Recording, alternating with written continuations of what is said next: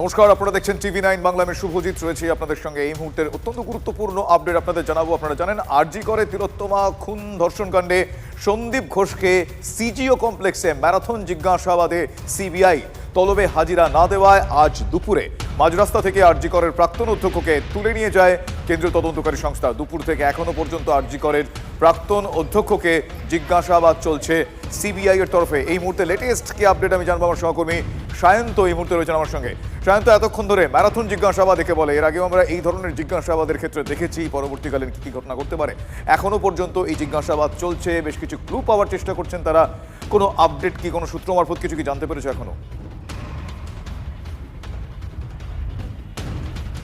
দেখো, আরজি করে তিলোত্তমাকে খুন এবং ধর্ষণ কাণ্ডে সব থেকে বিতর্কিত চরিত্র হচ্ছে এই প্রাক্তন প্রিন্সিপাল সন্দীপ ঘোষ। এবং সেই জায়গায় দাঁড়িয়ে আজকে যখন তাকে তুলে নিয়ে আসা হয়েছে, তার বক্তব্য পাশাপাশি যে 12 জন গ্রুপ ডি স্টাফ নিরাপত্তা রক্ষীকে নিয়ে আসা হয়েছে তাদের বক্তব্য সব মিলিয়ে মূলত মিলিয়ে দেখা হচ্ছে যে কোথাও কোনো বয়ান অসঙ্গতি থাকছে কিনা সন্দীপ ঘোষের। সন্দীপ ঘোষকে যেহেতু দুপুর 3টের সময় নিয়ে আসা হয়েছে বলে জানা যাচ্ছে, এবং সেই 3টে থেকে এখন প্রায় 10:30 অর্থাৎ 7.5 ঘন্টা কেটে গিয়েছে। অর্থাৎ এই দিকে গ্রুপ ডি স্টাফ নিরাপত্তারক্ষী তাদের বক্তব্যের সঙ্গে যিনি চেস্ট বিভাগের প্রধান ছিলেন ডক্টর অরুণাভ দত্ত চৌধুরী, তার বক্তব্য সব মিলিয়ে তাদের সবার প্রত্যেকের বক্তব্যের সঙ্গে মিলিয়ে দেখা হচ্ছে যে সন্দীপ ঘোষের বক্তব্যের মধ্যে কোনো অসঙ্গতি রয়েছে কিনা। মূলত এই অসঙ্গতি খুঁজে দেখছে সে কেন্দ্রীয় তদন্তকারী সংস্থার আধিকারিকরা। কারণ প্রথম থেকেই এই সন্দীপ ঘোষকেই অভিযোগের সব থেকে বেশি কাঠগড়ায় তুলেছেন চিকিৎসক পড়ুয়ারা। আর সেই কারণে তার বক্তব্য কতটা যুক্তিযুক্ত, তা তিনি যে বয়ানগুলো দিচ্ছেন সেগুলো আদৌ ঠিক কিনা সেগুলো একেবারে সেই বিষয়গুলো খতিয়ে দেখা হচ্ছে। এখনই ম্যারাথন যে জিজ্ঞাসাবাদ চলছে, সেই জিজ্ঞাসাবাদে এখনো পর্যন্ত যেই প্রশ্নগুলো খুব গুরুত্বপূর্ণ সেগুলো উত্তর খোঁজার চেষ্টা করছেন তদন্তকারী আধিকারিকরা। কিন্তু এই গোটা বিষয় নিয়ে অভিজিৎ গঙ্গোপাধ্যায়, বিজেপি নেতা, তিনি কি বলছেন, এই ব্যক্তির ভূমিকা কি ছিল বা কি থাকতে পারে, তাই নিয়ে অভিজিৎ গঙ্গোপাধ্যায়ের কি মন্তব্য একবার শোনাবো আপনাদের। উনি তো একজন মহাগুরু প্রিন্সিপাল, সুতরাং তার ভূমিকা তো আছেই। এখন তো শোনা যাচ্ছে যে মেয়েটিকে যে ঘরে হত্যা করা হয়েছিল এবং অত্যাচার করা হয়েছিল সেই ঘর থেকে সরিয়ে এনে তার পাশের ঘরে রাখা হয়েছিল, এবং সন্দীপ ঘোষ এবং অন্যান্য মহাগুরুরা সেই মৃতদেহ রাখা হয়েছিল যে অবস্থায়, সেই ঘরে বসে তারা মিটিং ইত্যাদি করেছিলেন। এসবই শোনা কথা। তবে এই শোনা কথাগুলো প্রতিষ্ঠিত হয়ে যাবে এই সিবিআইয়ের যে জিজ্ঞাসাবাদ চলছে তার যখন রিপোর্ট জমা পড়বে, সেখান থেকে আমরা খানিকটা জানতে পারব। আপনাদের শোনালাম অভিজিৎ গঙ্গোপাধ্যায় তিনি কি বলছেন। যদিও শোনা কথা তিনি বললেন, কিন্তু তিনি এটাও বললেন যে এই বিষয়গুলো সামনে চলে আসবে। এই তিলোত্তমা খুনের তদন্তে আরজি করের বেশ কয়েকজন কর্মীকে তলব করেছে সিবিআই। ঘটনার রাতে ডিউটিতে থাকা 13 জনকে তলব করেছে এজেন্সি। এ সংক্রান্ত কি আপডেট রয়েছে আমার সহকর্মী সায়ন্তর কাছে। আমি আরও একবার সায়ন্তের কাছে যাব। সায়ন্ত, সেদিন রাতে ডিউটিতে থাকা 13 জনকে তলব করা হয়েছে বলে জানতে পারা যাচ্ছে। কাদের কাদের তলব করা হয়েছে এই বিষয়ে আর কি তথ্য তোমার কাছে রয়েছে? একদমই, দেখো, কেন্দ্রীয় তদন্তকারী সংস্থার কাছে কিন্তু এই যে গ্রুপ ডি স্টাফ নিরাপত্তা রক্ষী তাদের বয়ানে কিন্তু সবথেকে গুরুত্বপূর্ণ। কারণ সেদিন রাতে কি ঘটনা ঘটেছিল, তিলোত্তমা সেই সময় কোথায় ছিল, কখন তার ডিউটি ছিল, গোটা বিষয়টি কিন্তু প্রত্যক্ষদর্শী এই নিরাপত্তা রক্ষী থেকে যারা গ্রুপ ডি স্টাফ তাদের বয়ানকেই কিন্তু গুরুত্বপূর্ণ হিসেবে দেখছে এবং সবথেকে গুরুত্বপূর্ণ অস্ত্র হিসেবে দেখছে। সেই কারণে তাদেরকে যেমন তলব করা হয়েছে, একই সঙ্গে চেস্ট বিভাগে যিনি প্রধান ডক্টর যিনি এসেছিলেন কিছুক্ষণ আগে, এবং যখন আমরা এই বক্তব্য পেশ করেন তার কিছুক্ষণ আগে তিনি বেরিয়ে গেলেন, অর্থাৎ দীর্ঘক্ষণ তিনি ছিলেন। এবং সেই বলার পর কিন্তু এখন ধীরে ধীরে একের পর এক তারা গ্রুপ ডি স্টাফ এবং তাদের কিন্তু জিজ্ঞাসাবাদ করা হচ্ছে বলে সিবিআই সূত্রে জানা গিয়েছে। সন্দীপ ঘোষকে মূলত নিয়ে আসার পর এই গ্রুপ ডি স্টাফ নিরাপত্তা রক্ষী, অর্থাৎ সেদিন রাতে কারা কারা ডিউটিতে ছিলেন, রেজিস্টার্ড কপি দেখে কাদের কাদের উপস্থিতি সেখানে দেখতে পাওয়া যাচ্ছে, তাদেরকে জিজ্ঞাসাবাদ এবং এই গোটা ঘটনায় কি কি ক্লু পাওয়া যায়, কারণ সেদিন কারা কারা এই ঘটনা ঘটিয়েছে গোটা বিষয়টা তারা দেখার চেষ্টা করছেন। আপাতত অনেক ধন্যবাদ তোমাকে সায়ন্ত, তুমি পরিস্থিতির দিকে নজরে রাখো। আমার সহকর্মী সায়ন্তর সঙ্গে কথা বলছিলাম। অন্যদিকে এই তিলোত্তমা ধর্ষণ খুনের তদন্ত করছে সিবিআই, তার মধ্যে টিভি9 বাংলায় বিস্ফোরক কারা, আরজি করের প্রাক্তনীরা এবং ইন্টার্নরা। তারা কি অভিযোগ করছেন? তারা অভিযোগ করছেন গত 4 বছরে ওই হাসপাতালে এমন একটা ব্যবস্থা গড়ে উঠেছিল যে প্রতিদিন পদে পদে তাদের বিবেকের সঙ্গে আপোষ করে চলতে হতো। সিনিয়র ডাক্তারদের এবং জুনিয়র ডাক্তারদেরও, তারা তাই বলছেন। অন্যদিকে পাশ ফেল, এই পাশ ফেলে প্রভাব খাটানো থেকে শুরু করে হাউস স্টাফশিপ বিক্রি সেটাও চলতো।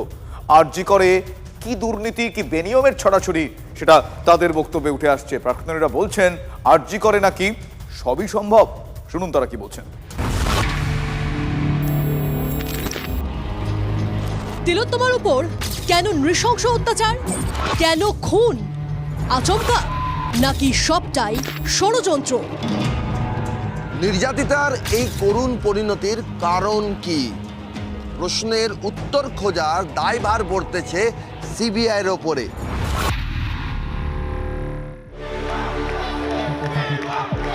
তিলোত্তমার মৃত্যুর ঘটনায় সোশ্যাল মিডিয়ায় অনেক তথ্যই ঘোরাফেরা করছে। তার মধ্যে টিভি9 বাংলায় বিস্ফোরক আরজি করের ইন্টার্ন থেকে প্রাক্তনীরা। তাঁদের অভিযোগ আরজি করের রন্ধ্রে রন্ধ্রে ছড়িয়ে দুর্নীতি, অনিয়ম, সন্ত্রাস, আতঙ্কের রোগ। ডাক্তারি পড়াশোনা সহজ নয়, মেধা না থাকলে চিকিৎসক হওয়া যায় না, কিন্তু আরজি করে কি অন্য নিয়ম? কথায় বলে না, পেটে বোম মারলেও বিদ্যা বেরোবে না। যারা হচ্ছে অ্যাডমিনিস্ট্রেশনের ক্লোজ ছাত্র, তারা বইয়ের পাতাও উল্টাতো না, এদিকে তারা অনার্স পেয়ে যেত। ডাক্তারিতে অনার্স পাওয়া মানে 75%-এর উপর। তাহলে মেধাবী পড়ুয়াদের জন্য আরজি করে কি ট্রিটমেন্ট চলতো? অত্যন্ত মেধাবী ছাত্র ইউনিয়ন করে না, তাদেরকে ফেল করানো হয়েছে। এক্স প্রিন্সিপালের সময় থেকেই কালচারটা যখন হয়েছে, আমরা বলতে পারি সেই সময় থেকেই হয়েছে। প্রশ্ন হলো, কার মদতে, কোন সাহসে সরকারি হাসপাতাল বেনিয়মের আখড়া হয়ে উঠল? পড়ুয়া থেকে চিকিৎসক, অনেকেরই অভিযোগ প্রাক্তন অধ্যক্ষ সন্দীপ ঘোষের রাজত্বে আরজি করে একটা চক্র কাজ করত। এর একটা গোষ্ঠী ছিল, কিছু জুনিয়র ডাক্তার, ছাত্র, খুব বড় না, হয়তো 15 জন 16 জন, একটা ভীতি এবং সন্ত্রাসের পরিবেশ তৈরি করেছিল। 3টি ছেলে, তারা বলেছিল যে না, আমরা এরকম টাকা পয়সার মধ্যে থাকবো না। ওদের ইন্টার্নশিপ কমপ্লিশন সার্টিফিকেট দেয়নি প্রিন্সিপাল। কেন তিলোত্তমার উপর নারকীয় অত্যাচার? মেয়েটাকে ফোন করে ফেলেছে এরা। তাকে যে সুপারি দেওয়া হয়নি তার কি গ্যারান্টি আছে? হ্যাঁ, টাকা দিয়ে। পরিবারের অভিযোগ পরিকল্পনা করে খুন হয়েছেন তিলোত্তমা। নিশ্চয়ই উনি কিছু জানেন বলে ওনাকে টার্গেট করা হয়েছে। উনি না জানলে তো ওনাকে টার্গেট করা হতো না। কি ওষুধ সরঞ্জাম কেনার বিষয় হতে পারে। হোয়াটসঅ্যাপে তো অনেক কিছুই ঘুরছে, সেই জন্যই ওনাকে, ওনার ভয়েসটাকে চাপা দেওয়ার জন্য ওনাকে মৃত্যুবরণ করতে হলো। আরজিকর মেডিকেল কলেজে যারা প্রাক্তনী, যারা ইন্টার্ন, যারা দীর্ঘদিন এই কলেজের সঙ্গে যুক্ত ছিলেন, তারা বলছেন এই কলেজে এমন একটা ব্যবস্থা গড়ে উঠেছিল যেই ব্যবস্থার রন্ধে রন্ধে আর্থিক লেনদেন ছিল। লোভ কম নয়, উনি এরকম হতেই পারে যে অনার্স পাওয়ার জন্য, বা আমরা তো এরকম খবরও পেয়েছি যে কিছু কিছু জায়গা থেকে যে হাউস স্টাফশিপ পাওয়ার জন্য নাকি টাকা পয়সা নেওয়া হয়েছে। এটা আমরা দেখেছি যে আরজিকে টিএমসিপি ইউনিটের যারা অ্যাক্টিভ সদস্য ছিল, বলে বলতো তোকে ফেল করালাম। শুনেছি লোকজনের কাছ থেকে, যারা এখানকার জুনিয়র, যে আর্থিক লেনদেন হয় হাউস স্টাফশিপের ক্ষেত্রে। কাজগড়ায় প্রাক্তন অধ্যক্ষ সন্দীপ ঘোষ আর তার বিরুদ্ধে বিস্ফোরক অভিযোগ। প্রশ্ন হলো, কোন ক্ষমতা বলে আরজি করে সন্দীপের এই সাম্রাজ্য তৈরি? প্রাক্তনীদের অভিযোগ, হাউসস্টাফশিপ পেতে কয়েক লক্ষ টাকা সেখানে দিতে হয়, যেখানে কয়েক লাখ টাকা পায় তার মধ্যে থেকে 1-2 লাখ টাকা দিয়ে দিতে হয়। তার মানে ওনার উপরে আসলে কারো একটা মাথায় হাত আছে। যার অ্যালুমনি অ্যাসোসিয়েশনটা 90 বছরের পুরনো, তার অ্যালুমনি অ্যাসোসিয়েশনকে যদি বন্ধ করে দেওয়া হতে পারে, আমি কোনো অভিযোগ নিয়ে আমার কোনো বলার মুখই নেই।